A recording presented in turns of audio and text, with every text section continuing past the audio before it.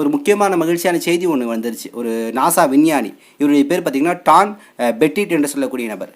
இவர் என்ன பண்ணியிருக்காருன்னா, விண்வெளியில் 400 கிலோமீட்டருக்கு மேலே விண்வெளியோட சுற்றுப்பாதையிலிருந்து புகைப்படம் எடுத்திருக்கிறாரு. அப்போ மக்கா ரொம்ப பிரைட்னஸாக தெரிஞ்சிருக்கு, அப்படியே வெளிச்சமாக தெரிஞ்சிருக்கு. அந்த வெளிச்சத்தை பார்த்து இவரே ஆச்சரியப்பட்டு அந்த புகைப்படத்தை பகிர்ந்திருக்கிறாரு. நெட்டிசன்கள் அதை பார்த்து மிகப்பெரிய அளவில் அவரை பாராட்டிட்டு இருக்கிறாரு. அவர் வந்து சொல்கிறார், உலகத்தில் ரொம்ப வெளிச்சமான இடமா வந்து இந்த மக்கா காணப்படுதுன்னு சொல்லியிருக்கிறாரு. ஸோ அந்த வெளிச்சத்துக்கு அடிப்படை காரணம் நிச்சயமாக காபால நூறானியத்து இருக்குது அப்படிங்கிறத நம்புகிறோம். அதை சுற்றி அங்கே இருக்கக்கூடிய பிரம்மாண்டமான ஃபோக்கஸ் லைட் பார்த்தீங்கன்னா, நீங்கள் காபாக்குள்ளே போனால் தெரியும், நீங்கள் தவாபு செய்யும் போது அந்த வெளிச்சம் பார்த்தீங்கன்னா பகலை போல இருக்கும். அந்தளவு வெளிச்சம் என்பது ஃபோக்கஸ் லைட் பார்த்தீங்கன்னா மேல் பகுதி, 2ஆம் தளம் மற்றும் கீழே இருக்கக்கூடிய பகுதியில் அவ்வளோ ஃபோக்கஸ் லைட் போட்டிருப்பாங்க. அந்தளவு வெளிச்சம் இருக்கும். ஸோ மேலேருந்து பார்க்கக்கூடிய சமயத்தில் இந்த வெளிச்சத்தின் காரணமாகவும் உண்மையாக காபாவில் இருக்கக்கூடிய அந்த நூறானியத்துக்கு காரணமாகவும் அது என்ன பண்ணுது, அப்படி வெளிச்சமாக தெரியுது அப்படிங்கிற ஒரு செய்தியை வந்து இன்றைக்கி பதிவு செஞ்சுருக்கிறாரு அந்த விஞ்ஞானி. ஸோ சவுதியை